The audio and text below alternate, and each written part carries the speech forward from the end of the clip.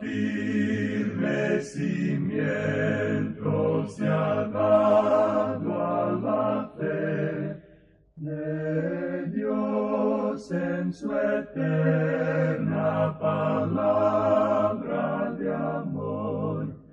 Con el propósito de compartir con usted las inmutables verdades de la palabra de Dios, presentamos A Través de la Biblia, un estudio detallado y sistemático de toda la Biblia que le ayudará a conocer lo que Dios ha revelado para nuestro provecho espiritual. Estos estudios bíblicos fueron diseñados y elaborados por el Dr. J. Vernon McGee, versado maestro de la Biblia, quien dedicó la mayor parte de su vida a la enseñanza clara y sencilla de la palabra de Dios. Acompáñenos, pues, mientras avanzamos en nuestro recorrido a través de la Biblia. Cuán firme cimiento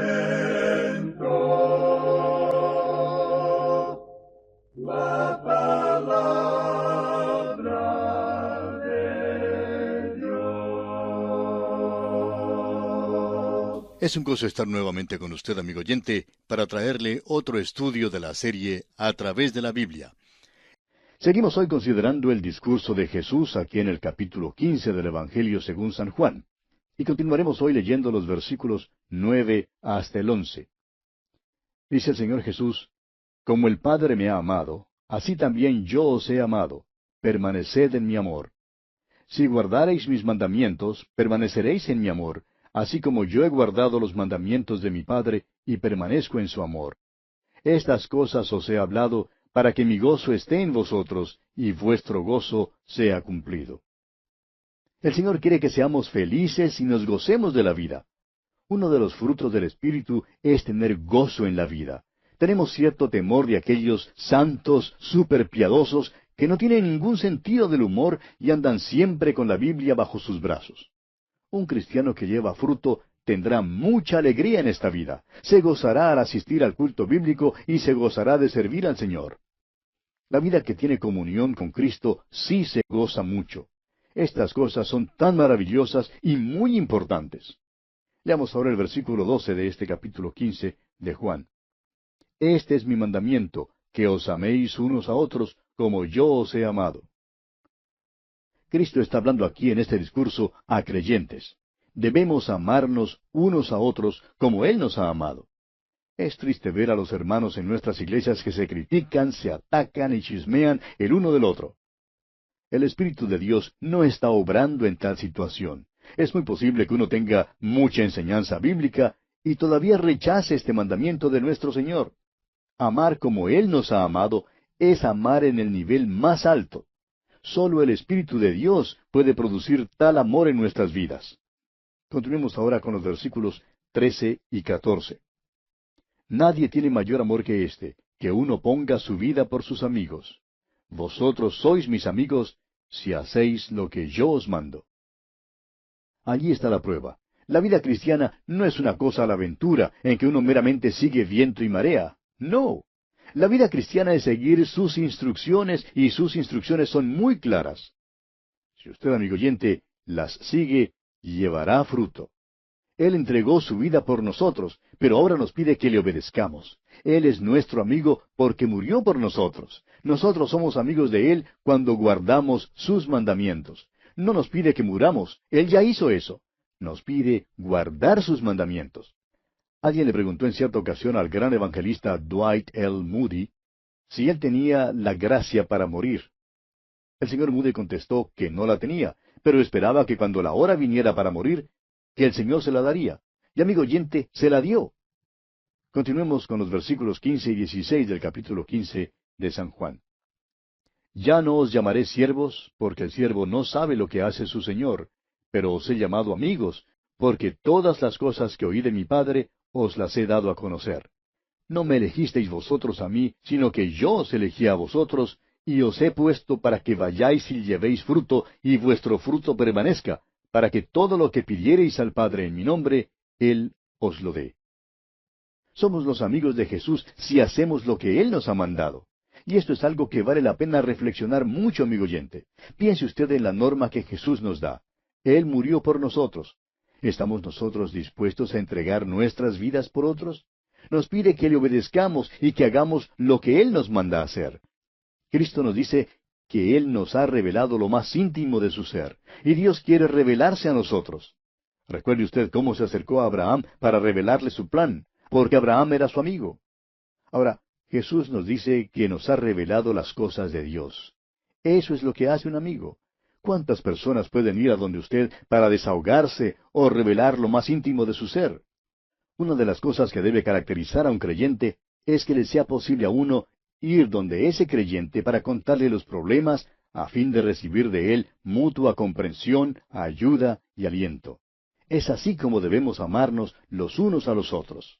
Ahora fíjese usted en las palabras, no me elegisteis vosotros a mí, sino que yo os elegí a vosotros. A muchos no les gusta la doctrina de la predestinación, pero es una verdad maravillosa y práctica. Muchos cristianos desalentados se han encomendado al Señor diciendo, tú me has llamado y me has elegido, y yo soy tu hijo.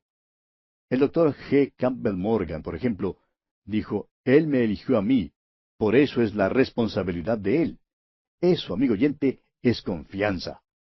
Este grupito que está escuchando estas palabras de Jesús se va a dispersar dentro de unas horas. El pastor será crucificado y las ovejas se dispersarán. En tal hora, Jesús le dice, no me elegisteis vosotros a mí, sino que yo os elegí a vosotros. Un predicador que había sido convertido en su vejez había sido culpable de robar antes de ser salvo. Una noche, después que recién comenzaba a predicar en cuanto a su Salvador, siendo todavía un nuevo cristiano, pasó por un gallinero en camino a su casa. Fue una gran tentación para él, pero se detuvo y oró diciendo, Señor, tu propiedad está en peligro, y no estoy hablando de las gallinas. Es maravilloso, amigo oyente, llamar al Señor así. El propósito de Dios es que produzcamos frutos, no simplemente un fruto pasajero, sino fruto que permanezca. Si permanecemos, entonces podemos pedir en su nombre. Las contestaciones a nuestras oraciones constituyen un buen barómetro de nuestra espiritualidad. Llegamos ahora a la culminación de esta sección en cuanto a llevar fruto, y precisamente aquí Jesús menciona una vez más que debemos amarnos unos a otros. Leamos el versículo 17. Esto os mando, que os améis unos a otros. Ahora esta debe ser la relación entre los creyentes. Hay también una relación con el mundo, y ahora Jesús entra en ese tema. Leamos los versículos 18 y 19 de este capítulo 15 de Juan. Si el mundo os aborrece, sabed que a mí me ha aborrecido antes que a vosotros. Si fuereis del mundo, el mundo amaría lo suyo. Pero porque no sois del mundo, antes yo os elegí del mundo, por eso el mundo os aborrece. Ahora fíjese usted lo que pasará. Si usted es un hijo de Dios, el mundo le aborrecerá. Creemos que la popularidad de un cristiano debe ser una indicación de cómo representa a Cristo ante el mundo. No creemos que un verdadero cristiano pueda ser realmente popular en el mundo. Ningún cristiano tiene el derecho de ser más popular que Jesús. El mundo no amará al verdadero Hijo de Dios. Amigo oyente, el mundo le amará si usted es del mundo. Pero si usted es un hijo de Dios, el mundo le aborrecerá. No es que tiene que portarse extrañamente ni de una manera superpiadosa. El mundo le aborrecerá si usted es un hijo de Dios. Esto es difícil, especialmente para los jóvenes que anhelan tanto ser populares. Vamos a hablar claro con nuestros jóvenes y vamos a decirles lo que dice el Señor. No van a ser populares en el mundo si son hijos de Dios. Desafortunadamente, hay muchas personas en la iglesia hoy en día que no son renacidas de veras. Y también le aborrecerán si usted es un hijo de Dios. Aborrecerán al predicador si es fiel a la palabra de Dios. Permítanos decirle, amigo oyente, una vez más, que tenga cuidado con el cristiano que es popular con el mundo. Continuemos leyendo los versículos 20 al 22 de este capítulo 15 de Juan. Acordaos de la palabra que yo os he dicho, el siervo no es mayor que su señor.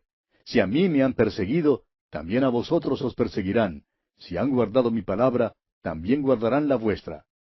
Mas todo esto os harán por causa de mi nombre, porque no conocen al que me ha enviado. Si yo no hubiera venido ni les hubiera hablado, no tendrían pecado, pero ahora no tienen excusa por su pecado. Amigo oyente, no trate usted de ser mayor que su señor. El siervo no debe ser más popular que el maestro. Simplemente siga proclamando la palabra de Dios. Uno de los problemas es que no conocen al Padre. El otro problema es que no quieren que su pecado sea revelado. Jesucristo prendió la luz del cielo en las almas de los hombres. Y cuando uno prende la luz, pues pasan muchas cosas. Las ratas, las culebras y los lagartillos odian la luz y corren para encubrirse. A propósito, odiarán también al que prende la luz. Jesús dice, sin causa me aborrecieron. Y no hay causa para aborrecer a Jesús. La causa se encuentra en los corazones pecaminosos de los hombres. Continuemos ahora con el versículo 23. Dice Jesús, el que me aborrece a mí, también a mi Padre aborrece. Este es un versículo importante. El mundo no aborrece su idea de Dios, si es alguna persona vaga por allá lejos. Es a Cristo al que aborrecen. Jesús dice que cuando un hombre le aborrece, aborrece también a Dios el Padre. Es posible que usted diga que cree en Dios y que es popular, pero la prueba decisiva es su relación y su actitud en cuanto a Jesucristo. Uno no puede ser popular y creer en el Señor Jesucristo porque es a Él a quien aborrecen.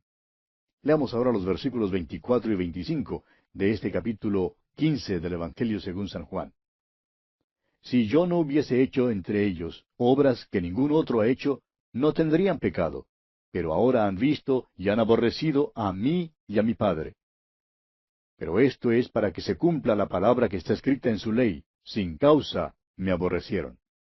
Algún bromista ha dicho, Dios creó al hombre a su imagen, y ahora el hombre está creando a Dios a su propia imagen. Ese es el tipo de Dios que quieren los hombres hoy en día, y el tipo de Dios que creen que está gobernando el universo.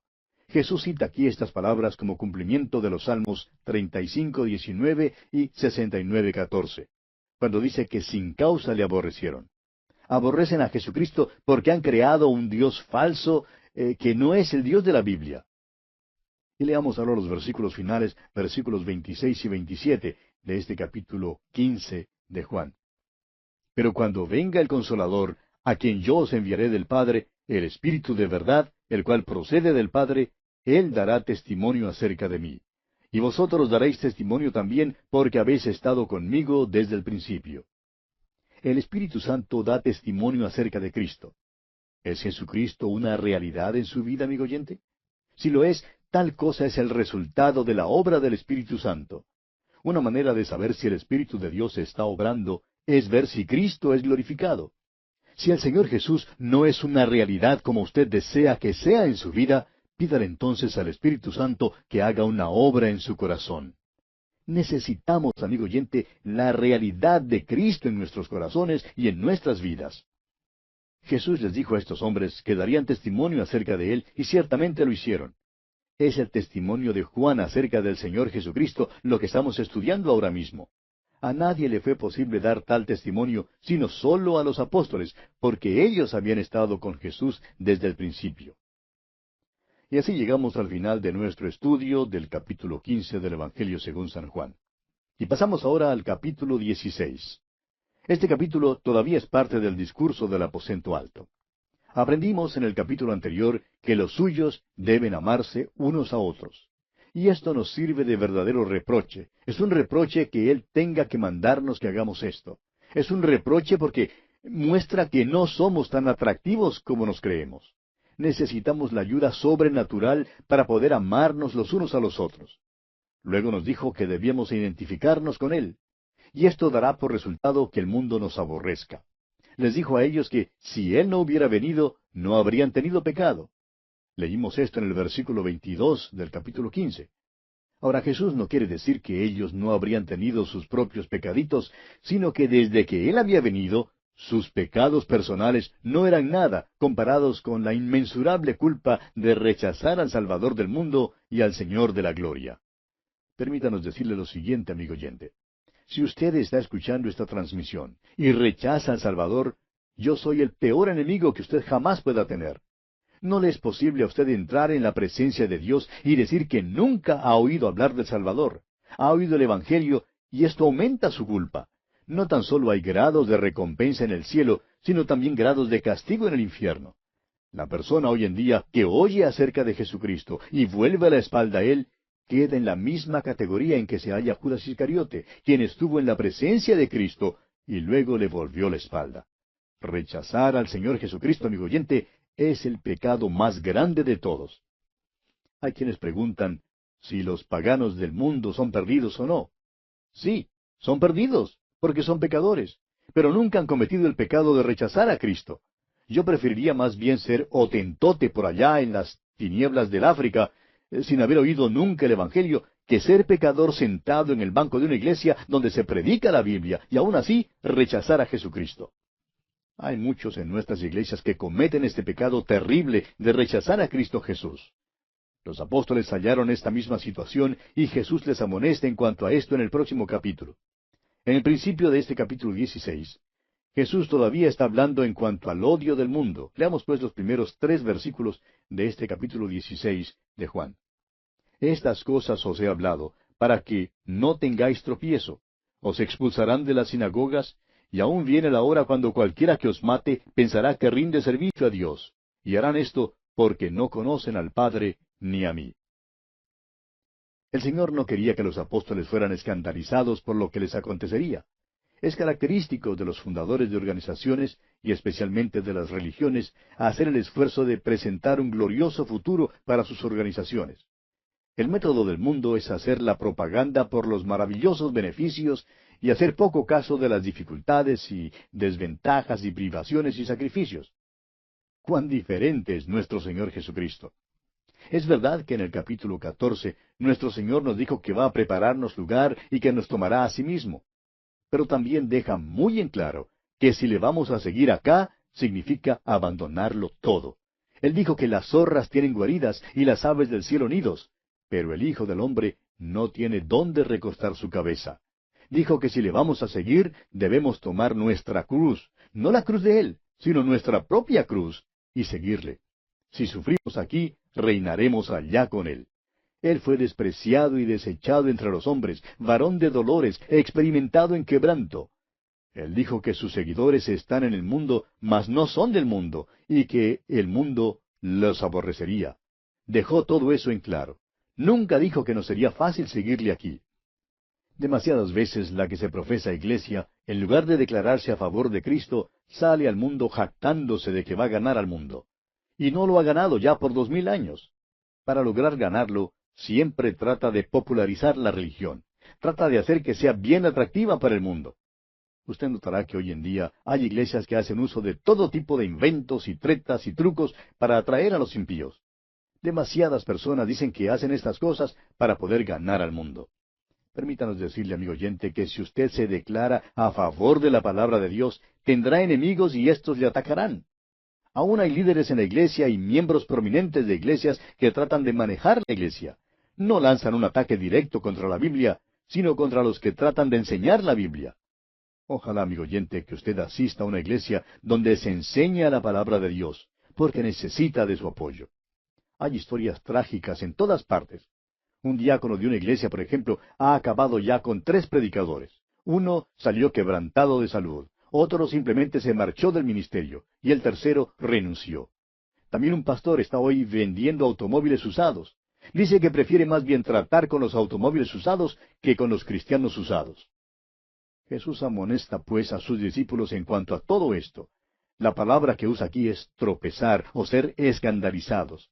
Les amonesta de antemano para fortalecerles y dejarles saber acerca de lo que les espera. Les ama hasta el fin y por eso les deja saber que estará con ellos y que comprende muy bien lo que les va a pasar. Él sabía que llegarían momentos cuando ellos serían ofendidos a causa de él. Sabía que Pedro, por ejemplo, le iba a negar aquella misma noche. Les dijo a sus discípulos lo que sucedería para alentarlos y dejarles saber que él les sostendría en todo. Quería que aprendieran su responsabilidad para con Dios y a no sentirse ofendidos por las cosas que los hombres les harían. Cuando les dice que serían expulsados de las sinagogas, les está advirtiendo en cuanto a una cosa terrible, porque en aquel entonces el ser excomulgado era lo peor que podría suceder a un judío religioso. En otras palabras, estos hombres tendrían que pagar un alto precio al declararse a favor del Señor Jesucristo. Los judíos religiosos los expulsarían. Y amigo oyente, una vez más deseamos hablar con toda franqueza. Si usted se declara a favor de Cristo Jesús, le costará algo. Jesús determina una vez más la causa del odio del mundo. Y dice que no conocen al Padre y tampoco le conocen a Él. Es por eso que el mundo aborrece la palabra de Dios. Es por eso que el mundo aborrece al verdadero creyente. Luego dice aquí en el versículo 4 del capítulo 16, mas os he dicho estas cosas, para que cuando llegue la hora os acordéis de que ya os lo había dicho. Esto no os lo dije al principio, porque yo estaba con vosotros. Les está dejando saber lo que viene y les está entrenando para lo que ha de venir. El Señor siempre nos prepara, amigo oyente, y a través de los años hemos aprendido que este es el método de Dios. Hemos aprendido mediante la experiencia propia y observando a otros que el Señor nos entrena y nos prepara para lo que nos queda por delante. Leamos ahora el versículo 5 de este capítulo 16 del Evangelio según San Juan. Pero ahora voy al que me envió, y ninguno de vosotros me pregunta, ¿a dónde vas? Es verdad que Simón Pedro le había preguntado a dónde iba, pero Pedro había hecho la pregunta de un pequeñito. Y Jesús está diciendo ahora que ninguno de ellos ha discernido en verdad lo que va a tomar lugar. Ninguno de ellos ha preguntado inteligente ni espiritualmente. Ahora el versículo 6 de este capítulo 16 de Juan dice, Antes, porque os he dicho estas cosas, tristeza ha llenado vuestro corazón.